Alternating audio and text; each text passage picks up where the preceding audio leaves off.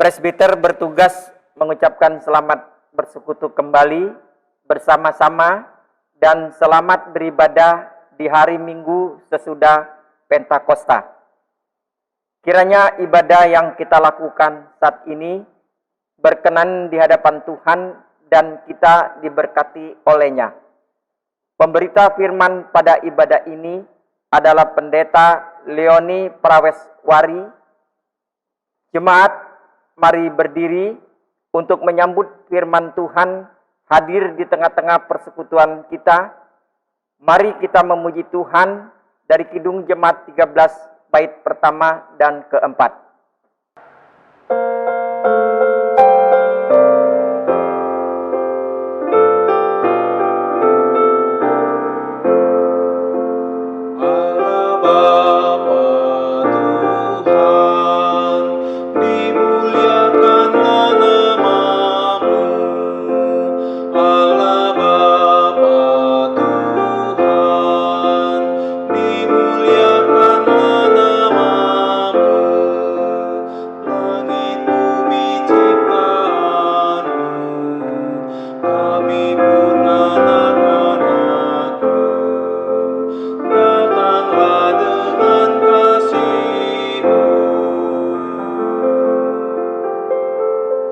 Jemaat Tuhan, mari kita tabiskan ibadah kita pada pagi hari ini dengan pengakuan pertolongan kita adalah dalam nama Tuhan yang menjadikan langit dan bumi.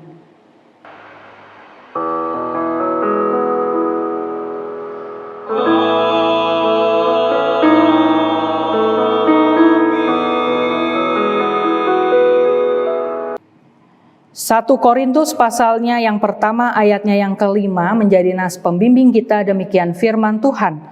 Karena kalian sudah menjadi milik Kristus, maka hidupmu kaya dalam segala hal. Pengetahuanmu tentang segala sesuatu sangat dalam dan kalian pandai mengajar pengetahuan itu.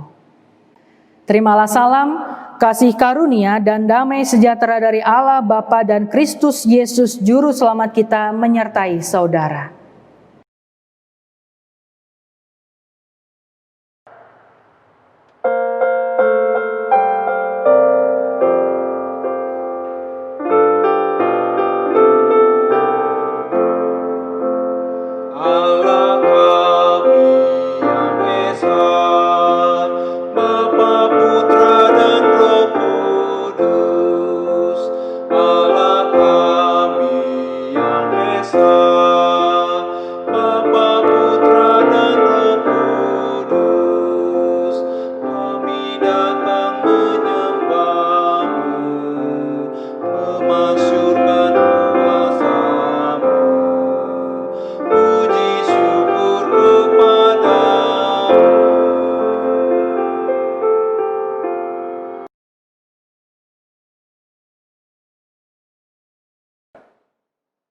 Jemaat, mari berdoa kepada Allah. Ya Bapa Maha Kuasa, kami bersyukur atas pertolongan dan berkat-Mu yang kami terima dalam kehidupan selama sepekan yang lalu.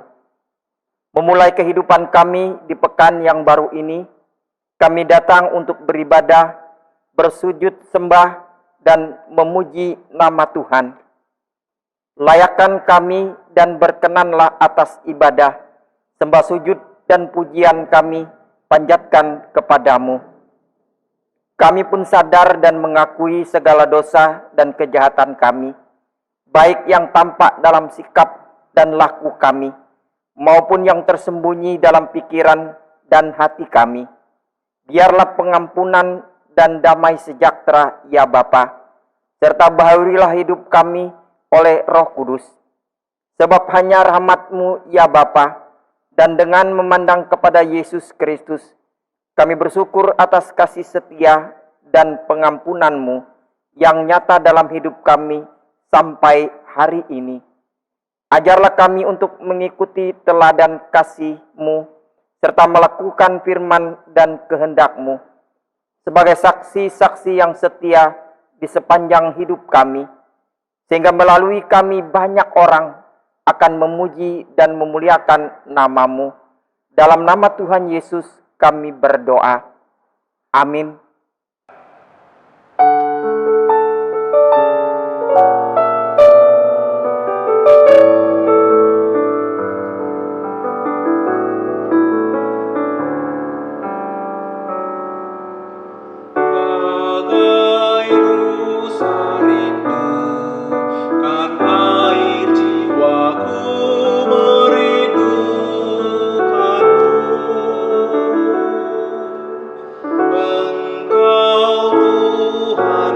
hasrat, jiwaku ku sembah selamanya.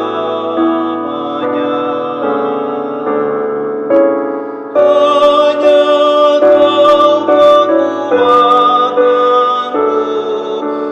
perisai dan keselamatanku.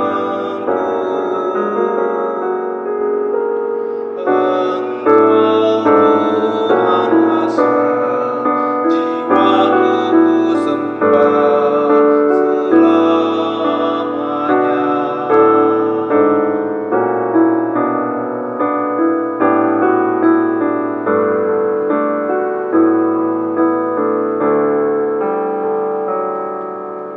Kau sahabat dan Kau saudara, bahkan Kau Raja bagiku.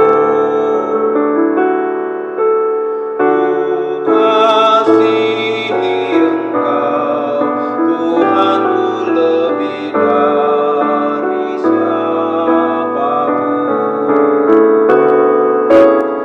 Hanya Kau kekuatanku, perisai dan keselamatanku. Engkau Tuhan hasrat, jiwaku ku sembah selamanya.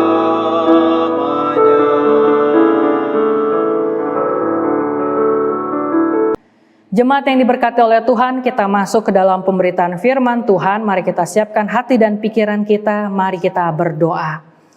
Bapa Sorgawi, sungguh kami bersyukur dan berterima kasih. Hari ini Engkau boleh menghimpunkan kami kembali bersama dengan keluarga kami di rumah kami masing-masing dengan tidak kurang suatu apapun. Kami siap ya Tuhan untuk kami boleh merenungkan bersama, mendengarkan bersama sabda kebenaran firman Tuhan. Berikan kepada kami Roh Kudus-Mu, agar kami diberikan kemampuan untuk mendengar dan melakukannya dengan setia di dalam hari-hari kami. Bersabdalah ya Tuhan, karena kami siap untuk mendengarkannya.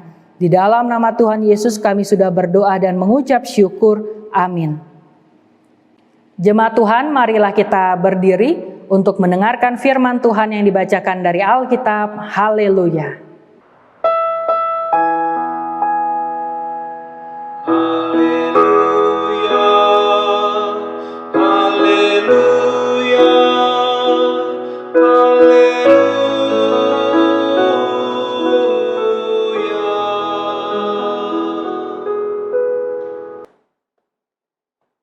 Bacaan Alkitab hari ini dari surat 1 Korintus pasal 1 ayat 1 sampai 9 yang menyatakan, dari Paulus yang oleh kehendak Allah dipanggil menjadi Rasul Kristus Yesus, dan dari Sostenes, saudara kita, kepada jemaat Allah di Korintus, yaitu mereka yang dikuduskan dalam Kristus Yesus, dan yang dipanggil menjadi orang-orang kudus, dengan semua orang di segala tempat, yang berseru kepada nama Tuhan kita, Yesus Kristus, yaitu Tuhan mereka dan Tuhan kita. Kasih karunia dan damai sejahtera dari Allah Bapa kita dan dari Tuhan Yesus Kristus menyertai kamu. Aku senantiasa mengucap syukur kepada Allahku karena kamu atas kasih karunia Allah yang dianugerahkannya kepada kamu dalam Kristus Yesus.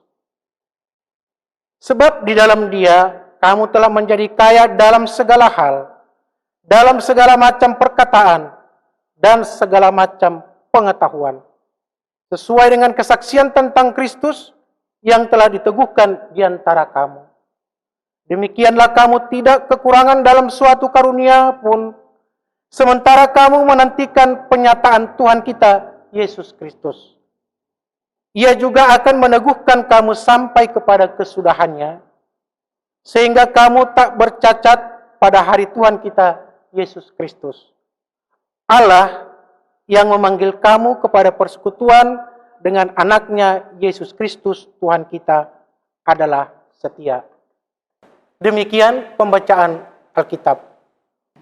Hendaklah firman Tuhan dengan segala kekayaannya diam di dalam hatimu dan ucaplah syukur kepada Allah.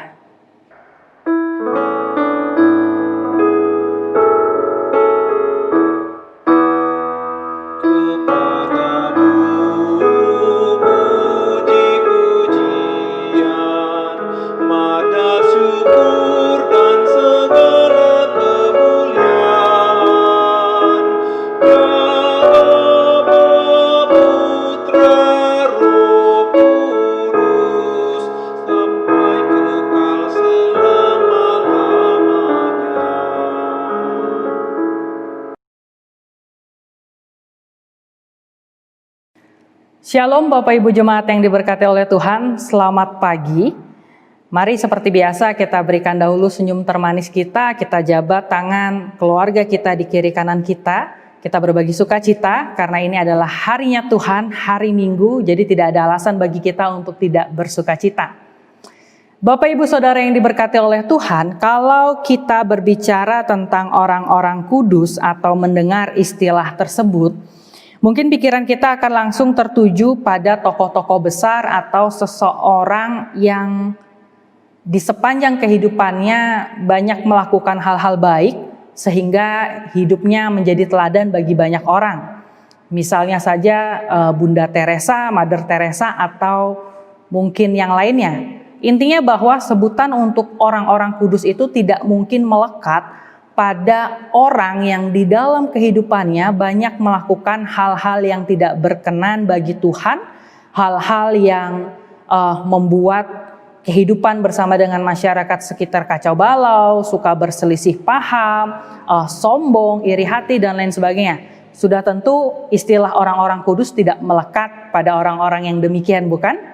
Nah, tapi Bapak Ibu Jemaat yang diberkati oleh Tuhan, kalau di dalam bacaan kita, kalau kita perhatikan baik-baik, apa yang terjadi itu berbeda.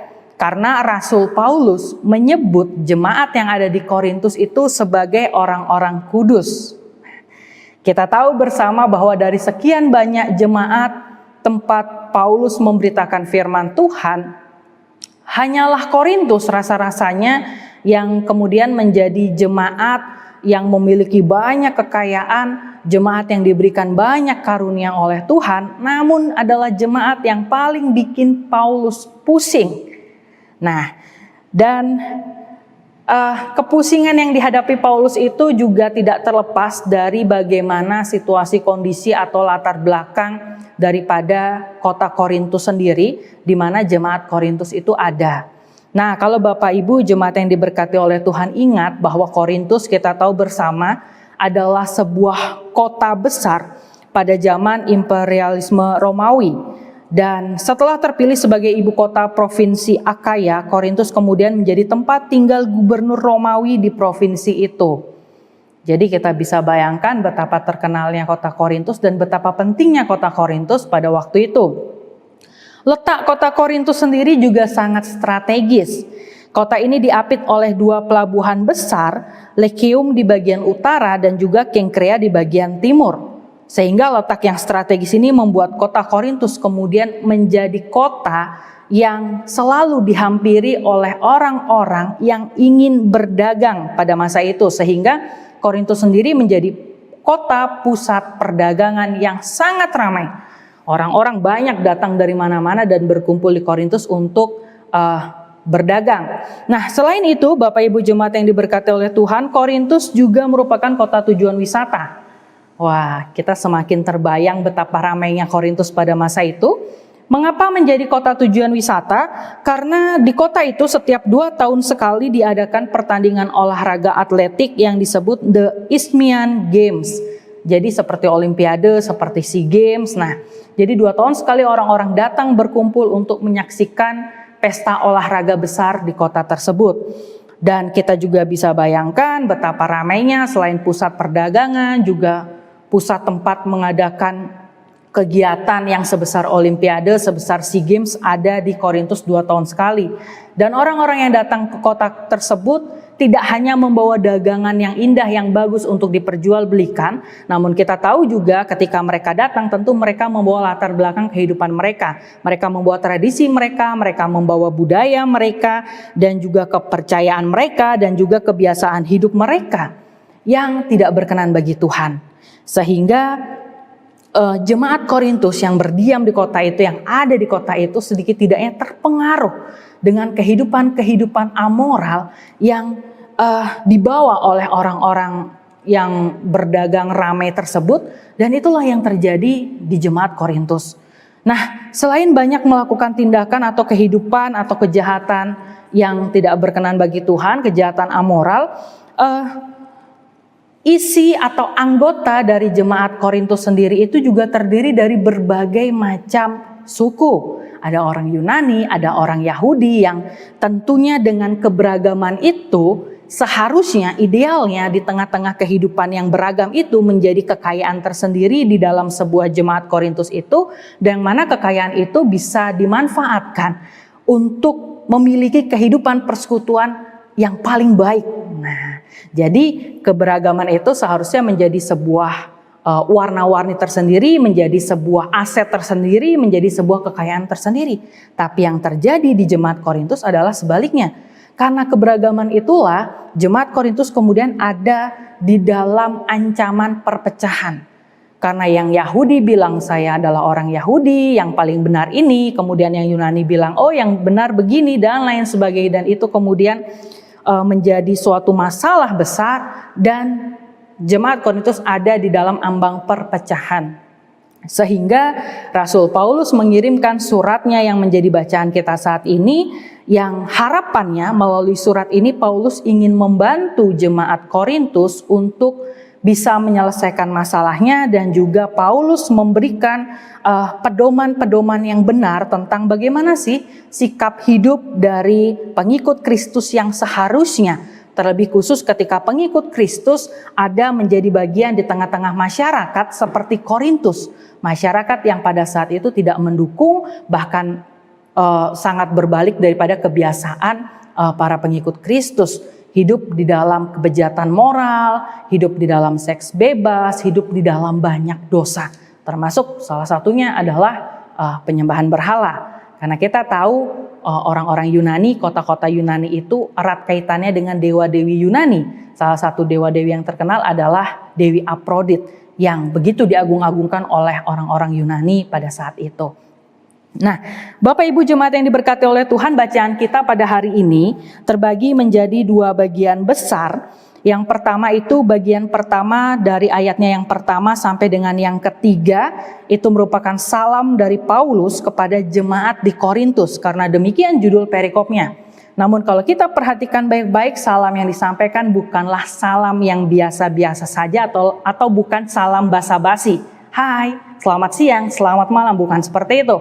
Namun salam yang disampaikan Paulus mengandung arti khusus, bahwa Paulus menyebut di dalam ayat yang kedua, menyebut jemaat Korintus sebagai orang-orang kudus. Kepada jemaat Allah di Korintus, yaitu mereka yang dikuduskan dalam Kristus Yesus dan yang dipanggil menjadi orang-orang kudus. Orang-orang kudus, Bapak Ibu, itu dari kata Yunani hagios, yang secara harafiah itu diartikan sebagai orang yang dipisahkan atau orang yang dikhususkan. Dipisahkan untuk siapa dan untuk apa dipisahkan atau dikhususkan? Mereka adalah dikhususkan atau dipisahkan untuk Tuhan, dan juga fungsinya ini adalah untuk melakukan segala sesuatu, menjalani kehidupan yang bertanggung jawab terhadap status tersebut. Status mereka adalah orang kudus. Fungsinya apa? Yaitu menjalani kehidupan sebagai orang-orang kudus. Kenapa harus demikian? Karena Tuhan sendiri adalah kudus. Dan orang-orang yang sudah dikhususkan itu adalah milik Allah. Nah, dan juga makna kata kudus ini tidak merujuk pada karakter seseorang, tetapi tentang status keberadaannya di hadapan Tuhan. Jadi status kekudusan ini tidak diperoleh karena perbuatan-perbuatan baik yang dilakukan oleh orang-orang yang mendapat status kudus ini, melainkan oleh karya Tuhan sendiri. Jadi status kekudusan ini bukan karena perbuatan baik mereka, tapi karena ini merupakan anugerah daripada Tuhan, karunia daripada Tuhan. Dan di dalam salamnya, Paulus merasa penting untuk menyatakan kekudusan orang-orang atau jemaat yang ada di Korintus ini. Mengapa demikian? Untuk mengingatkan mereka kembali bahwa sejatinya mereka ini berbeda dari masyarakat Korintus pada umumnya. Karena mereka adalah orang-orang kudus. Dan setelah menyatakan kekudusan, mengawali suratnya dengan sebutan orang kudus, barulah kemudian Paulus mendorong jemaat untuk bersikap sesuai dengan statusnya tersebut yang menjadi bagian kedua dalam perikop bacaan kita. Bagian kedua dari ayatnya yang keempat sampai dengan yang ke-9 merupakan inti pengajaran iman Kristen yang harus dipahami dan dilakukan oleh jemaat Korintus. Dan bagian 2 ini menariknya dimulai dengan ucapan syukur. Mengapa dimulai dengan ucapan syukur itu menarik? Bapak Ibu, mari kita perhatikan bahwa ketika menulis surat ini, Paulus tentu sudah mengetahui bahwa jemaat Korintus itu ada di dalam sebuah masalah yang besar, ada di dalam ambang perpecahan yang tentunya semuanya itu membuat Paulus kecewa. Dan semestinya ketika kita menyampaikan surat kepada orang atau persekutuan yang buat kita kecewa ya, pasti kita awalnya itu nadanya marah karena sebagai bentuk kekecewaan, marah, lalu mungkin tegas, lalu mungkin ya sebagainya sejenis itu. Tapi hal tersebut tidak terlihat di dalam surat yang disampaikan Paulus kepada jemaat Korintus karena ia memulainya dengan ucapan syukur. Paulus ingin tetap bersyukur. Mengapa demikian? Karena sekalipun saat ini jemaat Korintus ada di dalam berbagai kehidupan yang menyakitkan hati Tuhan dan membuatnya kecewa, namun Paulus tetap ingat bahwa jemaat ini adalah jemaat yang kaya, jemaat yang diberkati luar biasa, diberikan banyak karunia, diberikan banyak kekayaan. Dan itulah alasan mengapa Paulus tetap mengucap syukur bagi jemaat di kota Korintus. Nah, Bapak Ibu jemaat yang diberkati oleh Tuhan, di sepanjang bagian yang kedua ini, setelah mengawali bagian yang kedua dengan ucapan syukur, maka selanjutnya dari ayatnya yang ke-7 sampai dengan yang ke-9, Paulus memberikan atau menyampaikan inti dari pengajaran Kristen atau iman Kristen yang harus dilakukan oleh orang-orang kudus yang ada di Korintus. Yang pertama kita lihat ayatnya yang ke-7. Di sana dikatakan, demikianlah kamu tidak kekurangan dalam suatu karunia pun. Sekali lagi, demikianlah kamu tidak kekurangan dalam suatu karunia pun. Jemaat Korintus jemaat yang luar biasa, tidak kurang suatu karunia pun. Jemaat ini adalah jemaat yang begitu diberkati, diberikan anugerah yang luar biasa oleh Allah.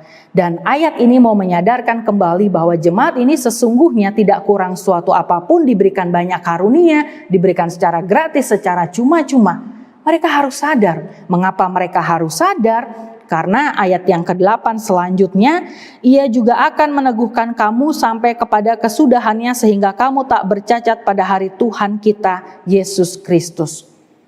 Kita harus sadar bahwa kita memiliki banyak karunia dan kesadaran ini kemudian membuat kita senantiasa mengingat, menyadari bahwa status kita adalah status orang-orang kudus. Kita sudah dikhususkan, kita sudah dikuatkan senantiasa, diteguhkan iman kita untuk bisa sampai kepada masa di mana Tuhan akan datang yang kedua kalinya. Artinya bahwa ketika mereka telah dipanggil untuk menjadi orang-orang kudus, penyertaan Tuhan itu senantiasa terjadi seterusnya sampai kesudahannya. Tidak selesai begitu saja. Jadi ketika Tuhan memberikan karunia, ini karunia untuk engkau, Tuhan tidak berhenti bekerja sampai situ saja, namun tetap menyertai senantiasa sampai akhir nanti. Dan seharusnya jemaat Korintus sadar akan status tersebut, sadar akan anugerah yang luar biasa tersebut. Dan ayat yang ke-9 diteguhkan kembali melalui Paulus bahwa dikatakan di sini, Allah yang memanggil kamu kepada persekutuan dengan anaknya Yesus Kristus Tuhan kita adalah Allah yang setia. Penting bagi Paulus untuk mengingatkan bahwa Allah yang telah menguduskan orang-orang kudus di Korintus itu adalah Allah yang setia. Artinya pekerjaan Allah itu tidak berhenti di satu titik, namun akan terus berkelanjutan sampai akhir nanti. Sehingga seharusnya sekalipun Paulus tidak berada di tengah-tengah jemaat Korintus bisa ingat pengajaran Paulus tentang Kristus Yesus kepada mereka. Seharusnya orang-orang Korintus, walaupun masyarakat kehidupannya seperti itu, tidak terpengaruh. Mengapa? Karena mereka adalah orang kudus yang sudah dikhususkan, seharusnya mereka ingat status mereka dan menjaga status mereka. Karena Allah kita adalah Allah yang setia, jadi tidak ada alasan lagi bagi orang-orang kudus di Korintus untuk bisa berbelok, menyembah ilah-ilah lain, untuk bisa berbelok, melakukan hal-hal bejat yang tidak disukai oleh Tuhan. Dan Bapak Ibu jemaat yang diberkati oleh Tuhan, kalau kita mau menyadari bahwa status jemaat Korintus yang adalah orang-orang kudus adalah juga merupakan status yang melekat pada diri saya, pada diri Bapak, Ibu, dan saudara jemaat yang diberkati oleh Tuhan. Sekali lagi, menjadi kudus bukan karena perbuatan-perbuatan kita yang hebat atau perbuatan kita yang baik, melainkan karena karya Allah yang membuat kita menjadi kudus. Karena anugerah dari Allah saja yang bisa menjadikan kita memiliki status kudus. Sehingga firman Tuhan pada pagi hari ini mau mengajarkan kita dua hal. Yang pertama Bapak Ibu, jangan pernah menjadi pribadi yang mudah mengeluh. Jangan mengeluh soal hidup yang serba kekurangan, jangan juga mengeluh tentang persekutuan yang bermasalah, dan jangan juga hanya mengandalkan pengetahuan dan pola pikir kita sendiri, melainkan ingat selalu bahwa Allah memberikan karunia masing-masing kepada kita untuk boleh terus bersatu dan membangun persekutuan yang sesuai dengan iman pengharapan kita dan sesuai dengan karunia yang telah diberikan kepada kita.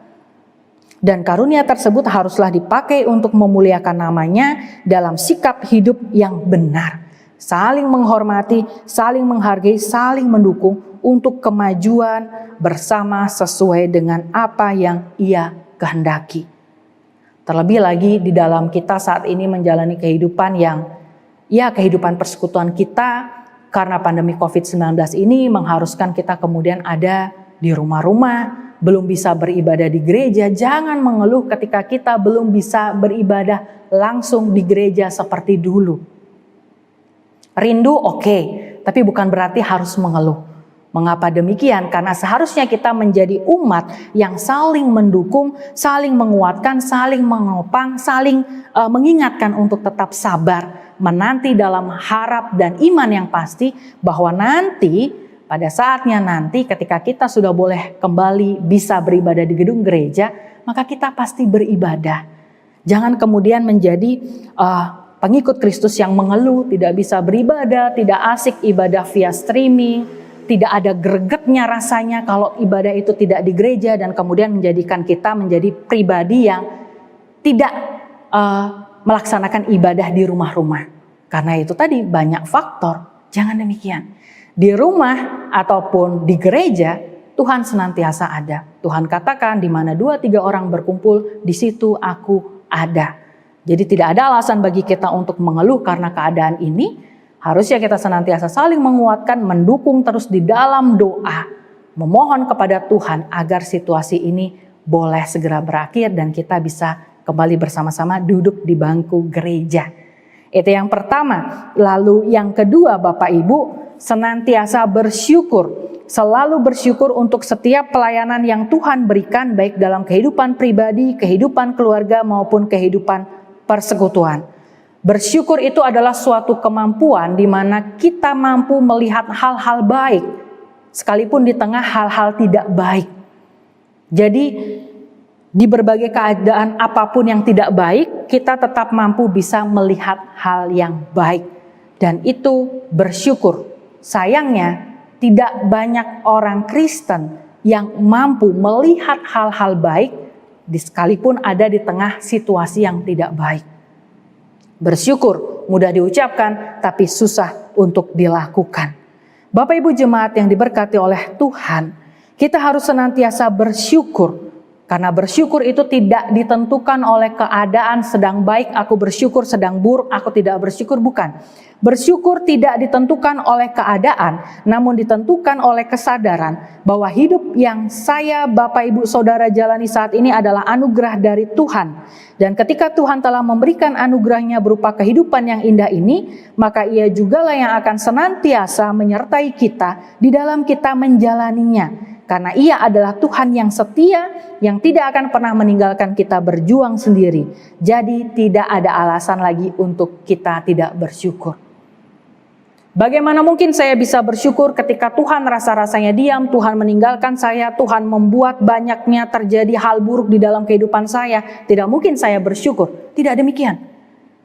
Sekalipun mungkin saat ini kita mengalami pergumulan hidup dan berbagai macamnya, termasuk situasi yang serba terbatas akibat pandemi COVID ini, kita tetap menyadari bahwa toh kemarin-kemarin kita sudah boleh mengalami banyak kebaikan dari Tuhan. Maka kalau kemarin kita sudah boleh mengalami kebaikan daripada Tuhan, pasti besok-besok kita juga akan merasakan hal yang sama. Saat ini Tuhan izinkan berbagai pergumulan dan berbagai tantangan hidup terjadi. Mungkin Tuhan mau melihat saya bisa menjadi pribadi yang lebih dekat dengan Dia. Itu kemampuan untuk melihat banyak hal baik di tengah-tengah 1000 hal buruk. Itu kemampuan untuk bersyukur. Dan di tengah-tengah pandemi COVID-19 ini, apa yang harus kita syukuri gara-gara COVID-19 ini? Bapak Ibu, mungkin banyak yang serba terbatas melakukan banyak hal karena COVID-19. Tapi ada satu hal positif yang harus kita syukuri karena pandemi ini, kita boleh menguatkan kembali tatanan kehidupan keluarga kita. Kita boleh kembali ke keluarga kita boleh duduk bersama, beribadah di hari Rabu ibadah keluarga, beribadah di hari Minggu duduk bersama dengan keluarga kita.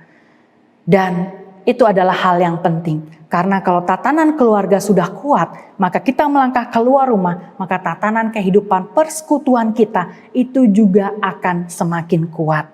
Sehingga mari kita syukuri masing-masing bagian kita, pelayanan kita. Pelayanan bukan hanya di gereja menjadi pendeta atau menjadi majelis jemaat, namun menjadi orang tua bagi anak-anak terkasih itu juga pelayanan. Kita terima pelayanan itu dengan baik, dengan rasa syukur. Demikian juga berperan menjadi anak-anak yang baik, menghormati orang tua itu juga adalah pelayanan. Demikian juga dengan Rasul Paulus yang mengabdikan dirinya untuk bisa menjadi pelayan Tuhan dan tetap mengucap syukur sekalipun ketika berpelayanan itu ada jemaatnya yang sedang ada di dalam situasi yang tidak baik, sedang melakukan banyak hal yang membuat Tuhan dan dirinya kecewa, namun Paulus tetap mengucap syukur.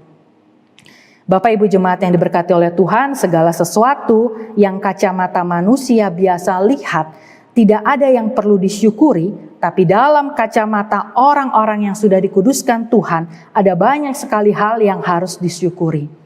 Ingat bahwa kita adalah orang-orang kudus dan karakter utama dari orang-orang yang telah dikuduskan adalah mampu mengucap syukur di sepanjang waktu. Selamat menjadi orang-orang kudus Tuhan di masa kini. Selamat mengucap syukur senantiasa. Tuhan memberkati kita sekalian. Amin.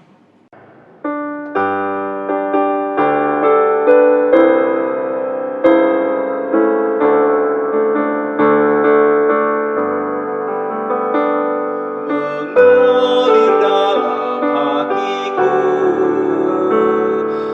ceria dan damai kekal, ku nyanyikan damai besar, anugerah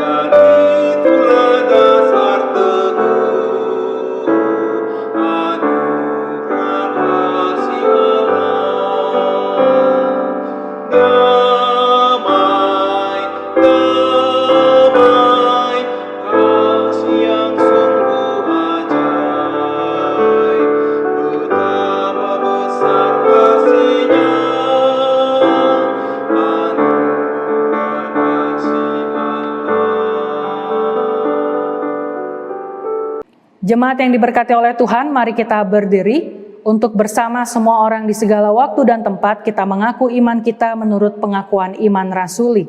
Dengan hati dan mulut dan sikap yang sempurna masing-masing orang berkata, "Aku percaya kepada Allah, Bapa yang Maha Kuasa, Khalik langit dan bumi, dan kepada Yesus Kristus anaknya yang tunggal Tuhan kita, yang dikandung daripada Roh Kudus, lahir dari anak darah Maria, yang menderita di bawah pemerintahan Pontius Pilatus, disalibkan, mati dan dikuburkan, turun ke dalam kerajaan maut. Pada hari yang ketiga, bangkit pula dari antara orang mati, naik ke surga, duduk di sebelah kanan Allah, Bapa yang Maha Kuasa, dan akan datang dari sana untuk menghakimi orang yang hidup dan yang mati. Aku percaya kepada Roh Kudus, gereja yang kudus dan am, persekutuan orang kudus, pengampunan dosa, kebangkitan daging, dan hidup yang kekal." Mari Bapak Ibu kita satu di dalam doa, kita berdoa.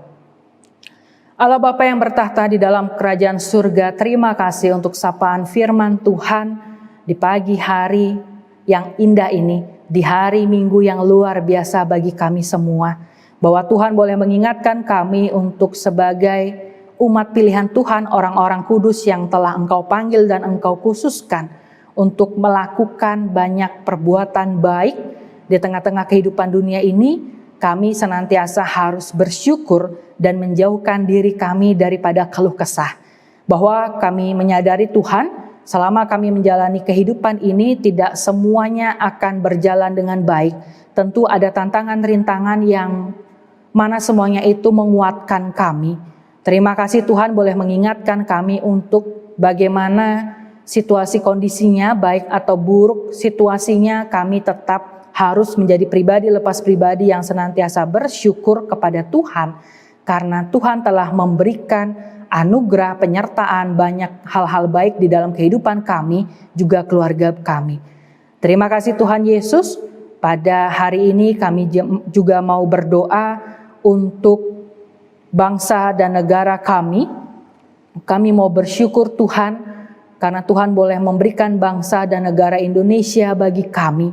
Kiranya Tuhan memberkati para pemimpin bangsa kami, Tuhan berkati Bapak Presiden Jokowi beserta jajarannya di dalam mereka semua boleh melakukan kepemimpinan Tuhan, dan terkhusus di masa-masa seperti ini di mana pemerintah dituntut untuk boleh dengan sigap mengeluarkan setiap program dan juga melakukan hal-hal yang cepat tanggap Tuhan di dalam rangka mengatasi masalah pandemi COVID-19 ini.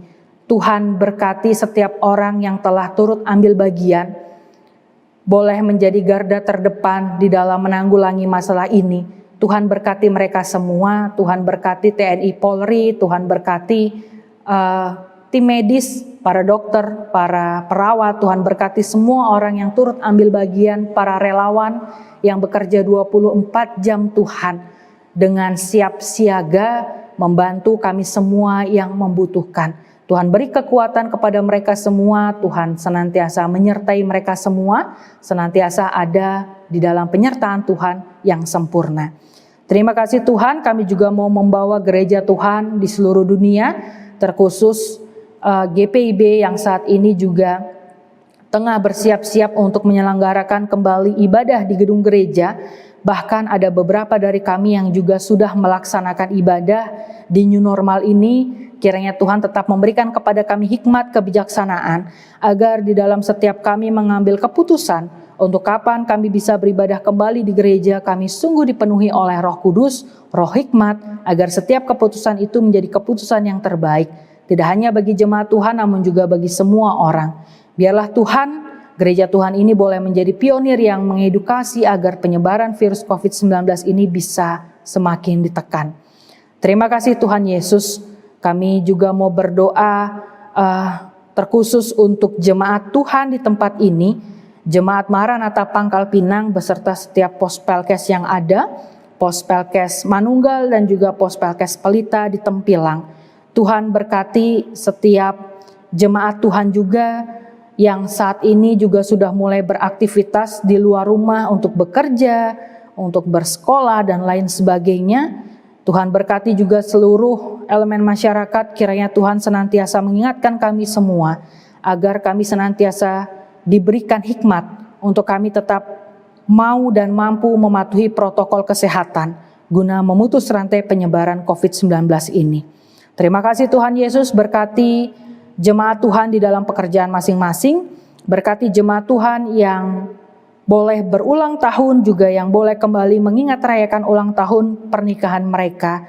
Tuhan juga kiranya berkati dan jawab pergumulan dari jemaat Tuhan yang sakit, dan juga yang saat ini mungkin mengalami rasa sakit akibat kehilangan.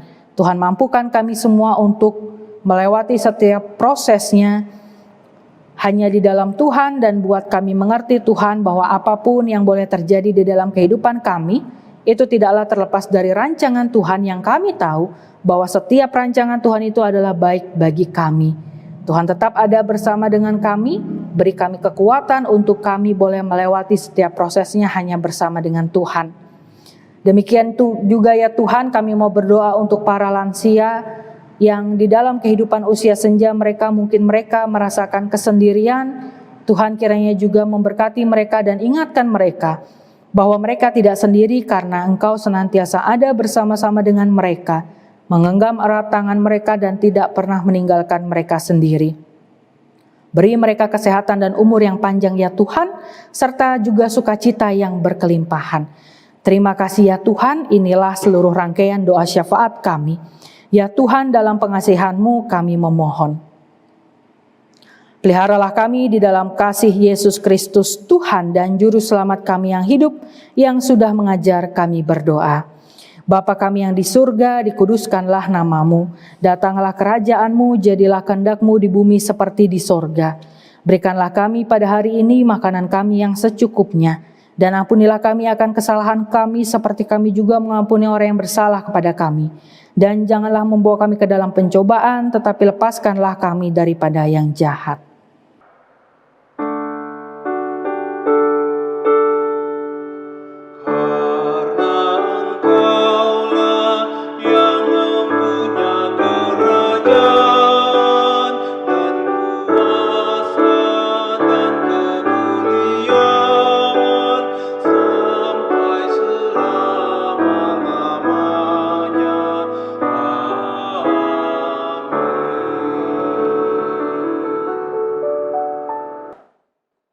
Jemaat, ucapkanlah syukur-Mu kepada Allah, bawalah persembahan sukarela kepadanya, sebab setiap hari Dia telah mengerjakan pembebasan atas kita.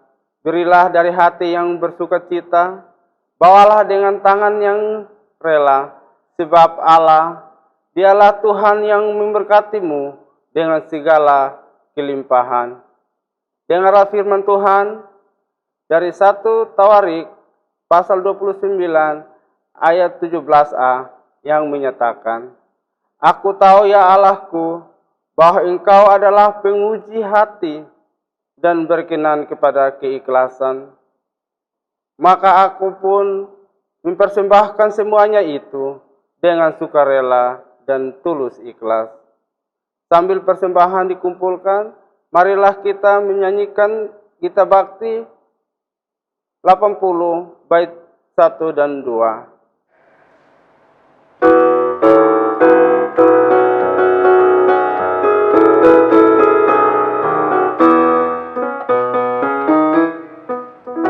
Mari bawa persembahan kepada Tuhanmu dengan hati sukacita, bersyukur padanya.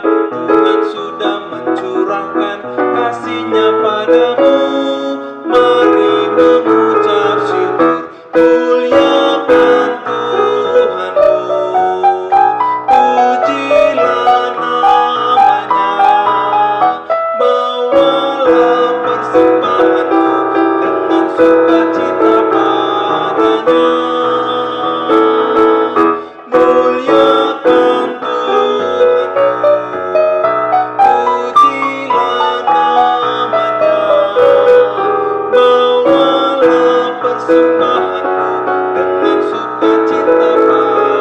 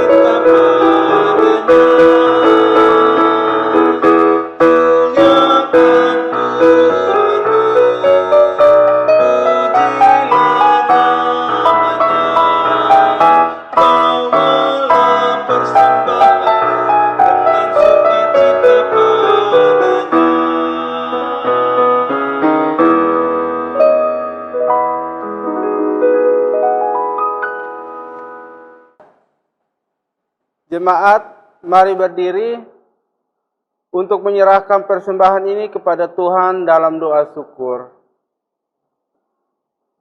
Siapakah kami ini ya Tuhan, sehingga sanggup memberi kepadamu semua yang ada pada kami berasal dari Engkau. Siapakah kami ini ya Tuhan, sehingga tangan-Mu harus menerima dari kami.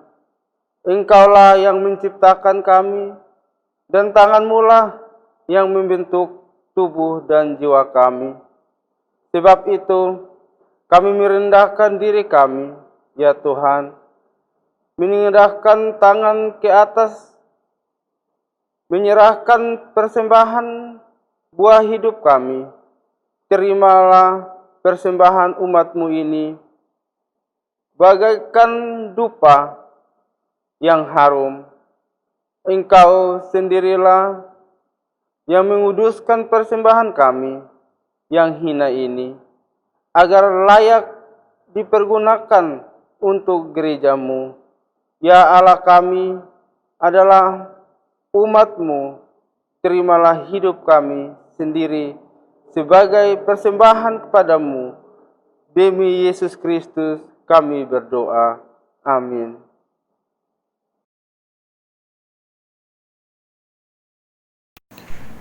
Bapak Ibu jemaat yang dikasihi Tuhan, dimohon perhatiannya sejenak untuk mendengarkan warta jemaat Minggu ke-6 sesudah Pentakosta 12 Juli 2020. Yang pertama, sesuai himbauan pemerintah tentang COVID-19, maka A. Ibadah minggu dan ibadah lainnya masih dilaksanakan di rumah masing-masing. B. Menerapkan hidup sehat dan bersih. C. Memakai masker saat beraktivitas di luar rumah. D. Menjaga pembatasan fisik dan sosial. 2. Atestasi. Majelis Jemaat telah mengeluarkan surat atestasi atas permohonan keluarga Octavianus Tauho ke Gemit Emmaus Ayotoko Kupang. 3. Ibadah syukur HUT ke-39 Persekutuan Kaum Bapa akan dilaksanakan pada hari Minggu 19 Juli 2020 pukul 9 WIB menggunakan tata ibadah dari sinode secara online. 4. Sidang Majelis Jemaat akan dilaksanakan pada hari Minggu 19 Juli 2020 pukul 13 WIB secara virtual.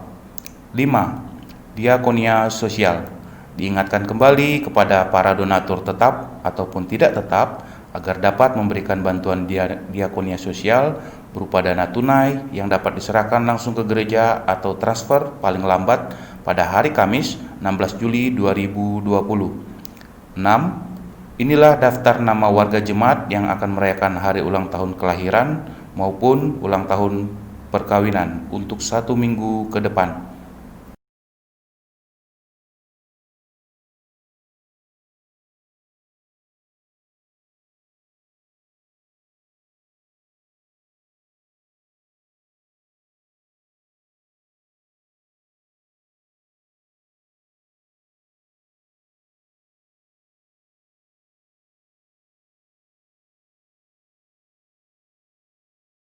Majelis Jemaat mengucapkan selamat, Tuhan Yesus memberkati. 7. Majelis Jemaat mengucapkan terima kasih kepada seluruh jemaat yang telah memberikan persembahan syukur dan persembahan syukur lainnya. Tuhan Yesus memberkati. Demikianlah warta jemaat pada hari ini. Atas perhatiannya kami ucapkan terima kasih. Tuhan Yesus memberkati. Jemaat yang diberkati oleh Tuhan, mari kita berdiri. Kembalilah ke dalam kehidupan kita sehari-hari dan tetaplah setia melakukan firman Tuhan yang telah kita dengar.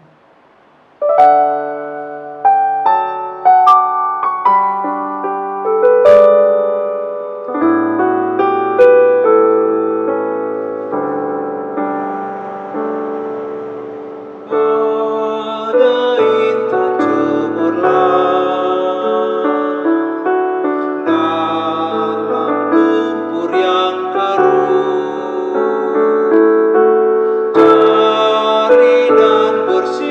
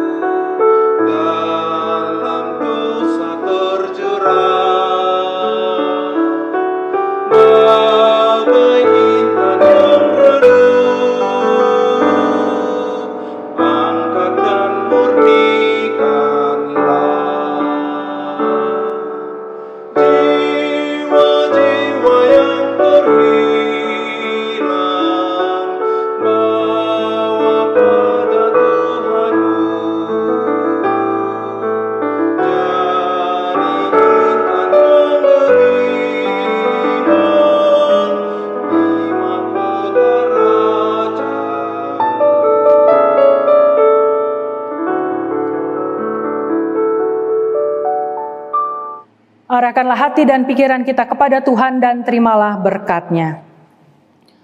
Tuhan memberkati engkau dan melindungi engkau. Tuhan menyinari engkau dengan wajah-Nya dan memberi engkau kasih karunia. Tuhan menghadapkan wajah-Nya kepadamu dan memberi engkau damai sejahtera.